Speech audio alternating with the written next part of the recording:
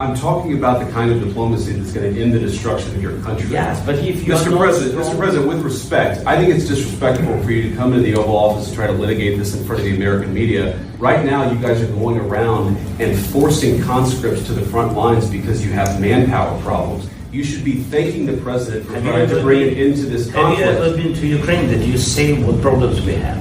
I have been to. I've actually watched and seen the stories, and I know what happens is you bring them on a propaganda tour, Mr. President.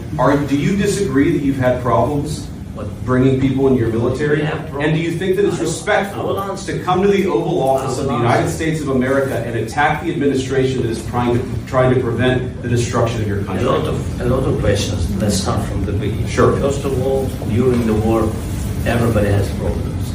Even you, but you have nice ocean and don't feel now, but you will feel it in the future. God bless. You don't know that. God bless. You don't God know bless. that. You will not have a war. Don't tell us what we're going to feel.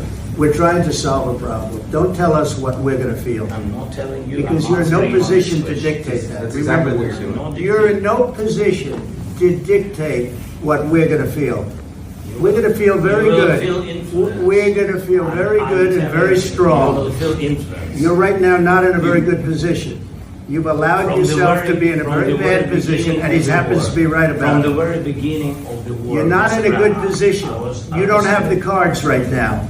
With us, you start having cards. But right now, you don't. Yeah, you're playing cards. You're playing cards. You're gambling with the lives of millions of people. You're gambling with World War III. You're gambling with World War III.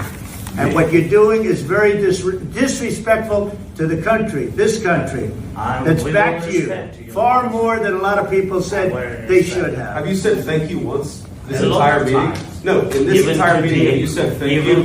You went to Pennsylvania and campaigned for the opposition in October. Offer some words of appreciation for the United States of America and the president who's trying to save your country. Please, you think that if you will speak very loudly about the war, he's not speaking loudly. He's not speaking loudly. Your country is in big trouble. Wait a minute. No. You've done a lot of talking. Your country is in big trouble. I know. You're not winning. You're not winning this. You have a damn good chance of coming out okay because of us. Mr. President, we are staying in our country, staying strong from the very beginning of the war. We've been alone. And we are thankful. I said thanks. You haven't been alone. You haven't been alone. We gave you, through this stupid president, $350 billion. We gave you military equipment, and your men are brave, but they had to use our military. If you didn't have our military equipment, this war would have been over in 2 weeks. In 3 days. I heard it from Putin. In 3 days. This is something maybe less. In 2 weeks, of course, yes. It's going to be a very hard thing to do business like this. Again, just say thank you. I said a lot of times to American people. Except that there are disagreements, and let's go litigate those disagreements rather than trying to fight it out in the American media when you're wrong.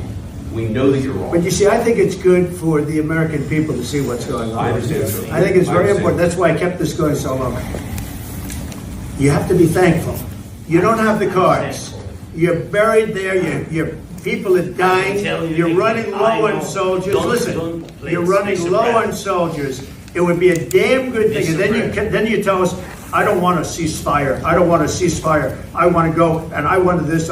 Look, if you could get a ceasefire right now, I tell you, you take it so the bullets stop flying and your men stop getting killed. Of course, we want to stop the war. But you're saying you don't want a ceasefire. I want a ceasefire because you'll get a ceasefire faster than an agreement. Ask our people about a ceasefire, what they think. That wasn't with me. That wasn't with me. That was with a guy named Biden, who was not a smart person. That was with Obama. It was your president. Excuse me. That was with Obama, who gave you sheets, and I gave you javelins. Yes. I gave you the javelins to take out all those tanks. Obama gave you sheets. In fact, the statement is, Obama gave sheets and Trump gave javelins. You got to be more thankful, because let me tell you, you don't have the cards. With us, you have the cards.